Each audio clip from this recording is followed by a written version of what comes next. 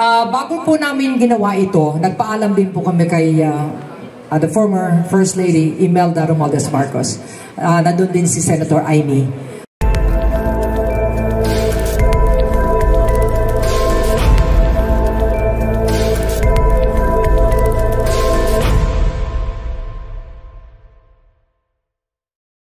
Since malaki ho yung participation sa story ng Marcos family, may ba ng Marcos family na nakapanood ng movie? At did they express their support for this film?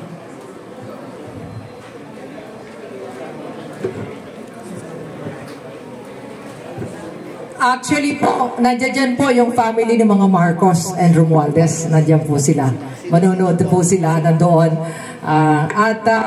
Siyempre po, ang ating President Bongbong Marcos is supporting this movie. Ang sinabi niya nga, gusto niyang manood during our premiere night. But of course, sabi ko, for safety reason, dyan na lang panoorin sa Malacanang. So,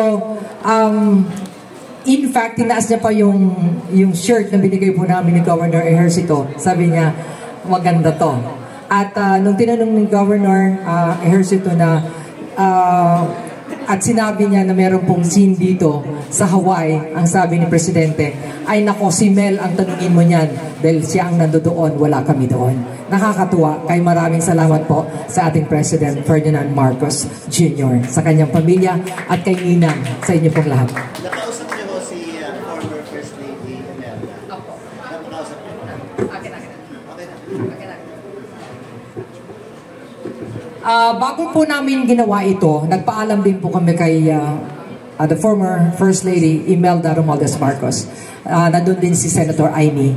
Nandun din si Irene at the whole family. Kaya hindi ko naman po ito gagawin kung wala pong permiso sa kanila. Meron mo ba pang pinapalimit sa story? Meron pang pinakiusap na wag na isama? Or binigyan kayo ng freedom to relate all what happened in Hawaii? Actually po, yung story sa Hawaii, sasabihin ko lang kung ano nangyari when I was with them. Hindi ko naman pwedeng gawin or sabihin sa pelikula yung hindi ko nakita at kung wala ako doon. Kung ano lang yung na-experience ko, yun po ang inilagay ko sa pelikula. Para makita ng buong bansa at ng mga Filipinos na ganun sila kabait. Na kung paano sila yumakap din ng kagaya namin. May screening po dito sa Hawaii para sa mga kababayan natin? May screening sa Hawaii. Definitely, nandiyan po si Mr. Willie Martin from Hawaii. Sila po ang magdadala at saka si Mrs. L. Nandiyan po at manonood na ngayon dahil dadalhin na rin po ito sa Hawaii. Wala pa akong schedule na. Sobrang hectic ang schedule namin. Like ngayon dito sa MOA, we have 6 screenings ngayong araw na ito. Because we have so many requests, we would like to accommodate, if possible, everybody. And then by next week sa Pampanga, SM Clark, Pampanga, 2 theaters. And on the 27, we're gonna be in La Union. And May 1 will be in Davao. And May 4 will be in North EDSA SM. At marami pa po. Actually, Hong Kong, Brunei, and Dubai, Singapore, and Macau, they're already waiting for our schedule. Punong-puno po kasi Friday, Saturday, Sunday lang po ang binibigay kong araw sa kanila. What makes you decide to tell your story via the big screen?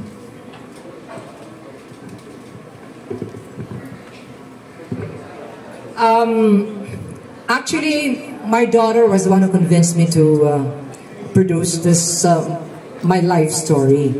At hindi lang po yun, kasi marami akong mga kasamahan na mga, loyalista, ganon. Kaya we came up with this idea of putting up this movie. Yung about time na sabihin na yung buhay ng Imelda Papin because, I owe it to the fans. That's why nandito po ako. I owe it to all of you. So, yun po ang dahilan. And habang nariyan po ako, habang malakas pa si Imelda Papin, habang minamahal niyo pa ako, don't you think it's the right time for me to do this movie? Okay, thank you. At syempre, ang aking director, si Director Gabby Ramos, ang lahat pong ito ay hindi naman po magaganap kung wala po siya. Dahil, si Director Gabby Ramos. At ang kwento po dito, malalaman niyo mamaya, yung especially yung hindi pa nakakapanood, dahil si Eileen, napakalaki ang role dito. Ginampanan yung role ng sister ko, nakasama ko sa Hawaii. Si Ate Glo Papin, the original singer of Isang Ligaw Pag-ibig. Likewise with Gary Cruz doon sa Hawaii. Andito lahat mga artista, nandito po lahat sila. Mamaya na, magkikita rin sila lahat. Hinaga po ba naisip nyo na mangyayari ito? Na magiging isang full-length film ang kwento ninyo? Sa totoo lang, napakabait ng Diyos. Dahil, alam mo, I believe na if this is meant to be in the movie, my life to be in the movie, it will happen. And it happened. Ano po?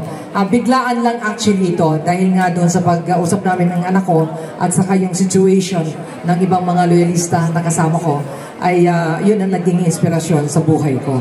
So, and of course, yung sinasabi ni Mafi, it's about time, Mama, for you, na gawin ng movie. Kasi karamihan kasi na nagagawang movie, ano po, ng isang artista, isang sikat, ay na singer or entertainer or isang malaking pangalan sa movie industry ay after ng namatay. Di ba? Normally, ganun eh. So, ikaw ay buhay na buhay, ikaw ay nandiyan pa, minamahal ka ng mga Filipinos, bakit hindi mo gawin na ang buhay mo at i-share mo sa kanila? So, ito po ang nangyari. Thank you. Salamat po. Thank you very much. At ang dami nag-aantay talaga kung ano ba ang buhay ni Imelda Papin. Bakit napasama sila sa pamilya Marcos? Yun eh.